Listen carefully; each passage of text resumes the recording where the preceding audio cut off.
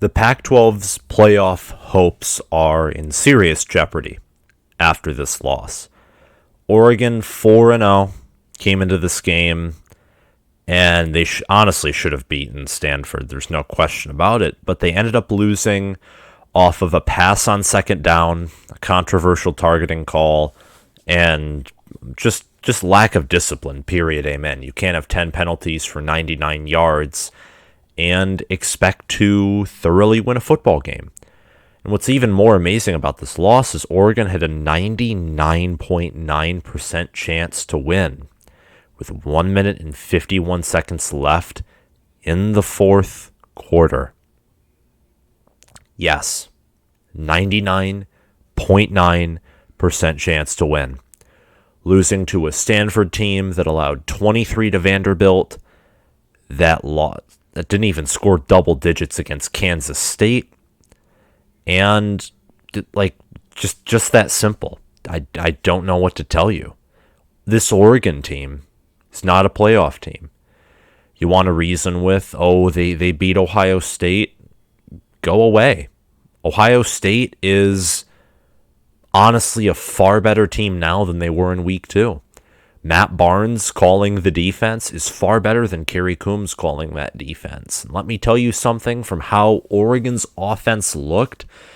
If you two rematch now, Ohio State would win 42 to. It would have been the blowout I predicted it to be and was wrong about at right now. After you caught Ohio State sleeping, and you got it. It was a solid win. As I said, I'm never going to discredit that win. But this was a bad loss. You're, again, up 24 to 17. You have the ball. You are running it down Stanford's throat. They can't stop you. And for some reason, and I don't know why, but Mario Cristobal and Joe Moorhead decide we need to pass on second down, which, if incomplete, totally gifts Stanford a timeout, which was actually very useful at the end of the game. When Stanford did this stupid, call it what it is, it was an unintelligent read option that went nowhere. They shouldn't have done that play. They should have just thrown. And that timeout saved them. This game should have been a 24-17 Oregon victory in which Oregon was remembered as a team who can come back, run down, and chew out the clock. Oregon's defense is, I'd say, borderline elite, if not elite.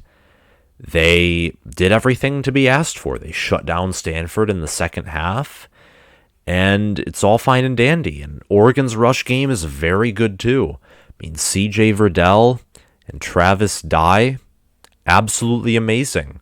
You ran for over 4 yards a carry on Stanford. I mean, that isn't amazing, but that's enough to, if you were to rush every down, in theory, you'd get a first down basically every drive. Your weakness seems to be the passing game. Anthony Brown barely completing 50% of his passes. Again, no touchdowns, no interceptions, a QB rating of 31.9 compared to Tanner McKee's 65.3. I don't know what to tell you. This team looks, and this is a praise, it looks like an old school SEC football team, like an early Nick Saban Alabama team, where we are going to ground and pound, and we don't necessarily have the most elite passing game, but we have elite wide receivers, so we can have a non-elite quarterback still do some damage. And then we have amazing running backs, an amazing O-line, an amazing defense, and that's how we'll get you. And I hate to say this, but you can't do that in the modern era of football. You need a good quarterback. My own team in Michigan, part of the reason we have failed time and time again is we don't have a good quarterback. And Cade McNamara, while not being a great quarterback after the Wisconsin game, looks to be a good quarterback. Honestly. You know, I mean, just barely completing 50% of your passes on a road game against Stanford, who I mean, I thought was going to be way worse than they are, but you have to take every team you face seriously. And I'm not saying Oregon didn't do this, but I'm puzzled by this loss. Absolutely puzzled. I don't think Stanford's a good football team, and I think that this proves that Oregon isn't playoff ready still. I mean, Georgia and Alabama, they're undefeated. Michigan, Penn State, Iowa are undefeated. Iowa looks to remain undefeated until the Big Ten championship game. I think the winner of that goes to the playoff. Winner of the SEC goes to the playoff. I think Cincinnati right now, totally in the position to go for the playoff. So that's three spots. Oklahoma wins out. The Big 12 looks very weak. I think if Oklahoma beats Texas, and I think they'll find a way to do it, I think they get the playoff spot too. So I don't know, honestly, with you. I mean, the Pac-12 has not been in the playoff since 2016. It's kind of been a mess since then. They have one of the worst TV deals, and from the Stanford game, I mean, it was emptiness everywhere throughout that stadium. Oregon fans took over that stadium. The stadium turned on the Cardinals in the fourth quarter.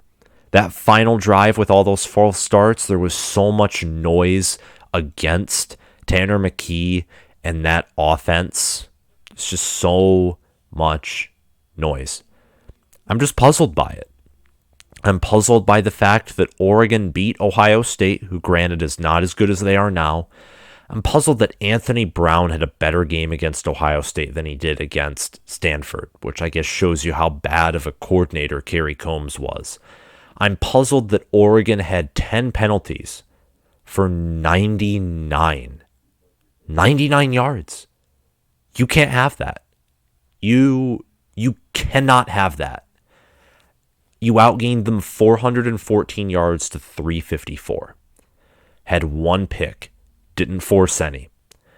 And 1 for 3 on fourth down, 6 of 16 on third down. I mean, I still think you're the better team than Stanford. I think it was what it was. It's an upset. I don't think Stanford's better than Oregon here. I still think Oregon's the far superior team.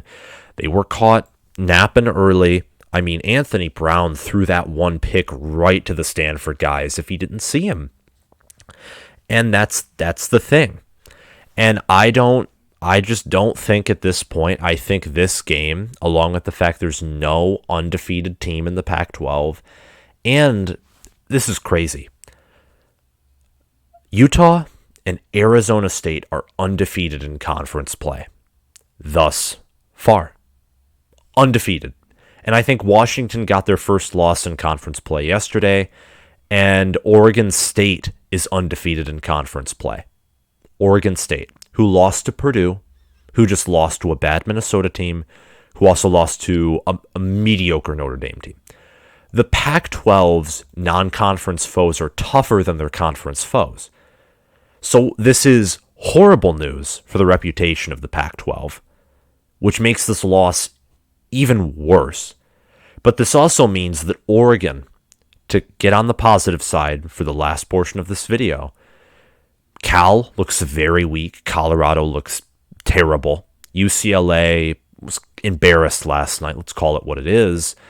Your toughest game, honestly, to me, looks like to be on the road against Utah, who always has a tough defense. I look at your remaining schedule.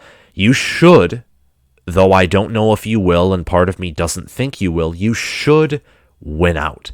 And if you win out, you still could be in the running for a playoff spot.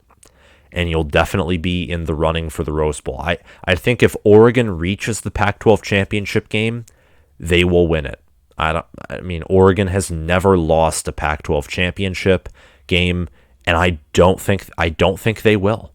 Just don't. I think Oregon wins the Pac-12, but this loss was puzzling, and it really hurts if you wanted the Pac-12 to make the playoff, because I just don't think it happens now. I think losing to Stanford this early, then you have at UCLA, at Washington, at Utah. Oregon State looks a little better.